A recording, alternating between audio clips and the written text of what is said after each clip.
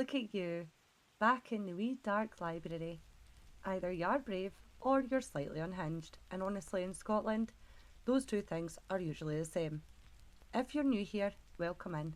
I'm your wee dark librarian, collector of bizarre folklore, reader of cursed books, and part-time negotiator between humans and the things that live in lochs. Tonight we're going deeper, literally, if a Kelpie gets to you, because we're going to be talking about Scotland's deadliest water spirits. We've got Kelpies, the dramatic, unhinged horses, Selkies, the hopeless romantics of the sea, River Fae, the quiet ones who judge you silently, and why Scottish water is basically possessed. Sit down, keep your feet dry, do not touch anything shiny near the water, and let's begin. Before we start drowning in drama, literally, we need to talk about the basics. Scottish water spirits are not gentle mermaids brushing their hair with a wee shell. They're ancient, cold, and dangerous, shaped entirely by the landscape that they belong to. This is because our country gives us black, bottomless lochs, river currents that grab your ankles like hands, tides that could yeet you into next week, storms that arrive uninvited, and mists that hide absolutely everything. Scotland is basically the only place where the weather tries to kill you before a monster even gets a chance. So our ancestors looked at the water and they were like, aye, that's definitely alive, and it's angry. And you know what? Fair enough. Kelpies are shape-shifting water spirits, usually appearing as big, beautiful horses standing conveniently near lochs, like they're on a postcard. They can take human form too, usually as handsome men, eerie women, or travellers needing help. But they always have one giveaway. They're wet, dripping, even in full sunshine. They lure you in, stick you in place like glue, drag you under, and in older stories, sometimes they eat you. They weren't just monsters, they were the personification of drowning, the flood itself wearing a costume. And in Scottish folklore, water wasn't just dangerous, it was vengeful. Now this one is short, but is brutal. 10 children are playing by the river. A beautiful horse appears, kneels down, and looks friendly enough.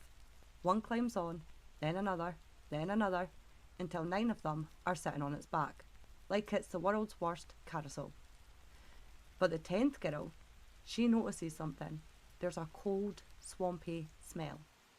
She touches the horse's skin and her fingers stick. She rips herself free, tearing skin from her palm, and she runs. Behind her, she hears the Kelpies scream, shift, and gallop straight into the water, dragging all 9 children beneath the surface. They never return. This story is basically every Scottish parent saying, stay away from the water. I mean it. Now, here's one of my favourite Kelpie tales, and it involves a man who really shouldn't have been left unsupervised. His name was MacGregor, and he was obsessed with the spirit world. He spent half his nights wandering around muttering to fairies, like he was catching up on some sort of gossip. One night, he's walking beside Loch Dorb, and the sky goes blood red, and he decides that this must be a sign that destiny is coming for him. Right on cue, the water starts boiling and making loads of waves, even though the air is totally still. Then out of the water leaps a massive black horse, neck arched, steam rising, hooves hitting the ground like thunder. MacGregor looks at it and immediately goes, Kelpie, because of course he does. He knows that if he can take its bridle, he can control it. So he hides in the shadows with a claymore, like he's about to fight for Scotland's independence on his own. The Kelpie trots past him, MacGregor leaps out and slices the bridle clean off its face, and the horse instantly transforms into a furious man. The Kelpie demands his bridle back, but MacGregor? Nope. He just smiles like, aye, absolutely not. Absolute menace behaviour. So MacGregor sprints home, and the Kelpie is chasing him on foot, slipping, sliding, furious, and the Kelpie snarls a curse at him. If you keep it, you'll never cross your own threshold with it. Challenge accepted. MacGregor, being the crafty menace that he is, reaches the house and launches the bridle through the window to his wife. He then walks in calmly through the door like, "What curse?" and slams it shut in the Kelpie's face.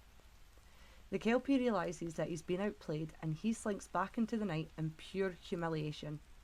MacGregor kept that bridle for the rest of his life, and apparently it still sits somewhere in his bloodline, and his descendants were said to inherit the luck that it brought. The moral of the story? Never underestimate a Scottish man, armed with stubbornness and a sword. Kelpies were never just stories. They were warnings. Don't walk near the water alone. Don't mount strange animals. Don't trust charming strangers. Floods and storms kill. This is grief-shaped folklore. Communities turned the water into a creature so that people would respect it, because the real danger wasn't a monster. It was the loch. This one is absolutely wild. A maiden walking by Loch Garv sees the most glorious stallion that she's ever laid eyes on. She forgets every warning that her family has ever told her and climbs right on its back. Instantly, the horse dives into the loch. Underwater, it transforms into a monster. Tentacles, glowing eyes, the full nightmare package. But here's the twist. The maiden? She isn't scared. No, she falls in love. And the Kelpie, he loves her back. He gives her magic so that she can breathe underwater, and they settle into domestic bliss in his wee underwater cave. There's only one issue though. She keeps complaining that she's cold. Not the drowning, not the monster, not the fish diet. No. She just wants heating. So the Kelpie kidnaps a stonemason and demands a full fireplace and chimney gets built underwater. The stonemason does it, sculpting the most beautiful stone hearth ever made. The Kelpie lights it and somehow it burns below the waves. It warms his wife and she is delighted. The Kelpie is relieved and he sends the stonemason home with free fish deliveries for the rest of his life. To this day, Loch Garv has a place that never freezes over. That's where the chimney is. Kelpies in human form are even worse. They show up as handsome travellers, mysterious women with long dark hair, lost, lonely wanderers, musicians, or people needing help. But they're always dripping water, and always a bit uncanny. If someone approaches you in the Highlands, looking like they've just walked out of a shampoo advert, but they're mysteriously wet, run. But Kelpies weren't the only ones wanting the water.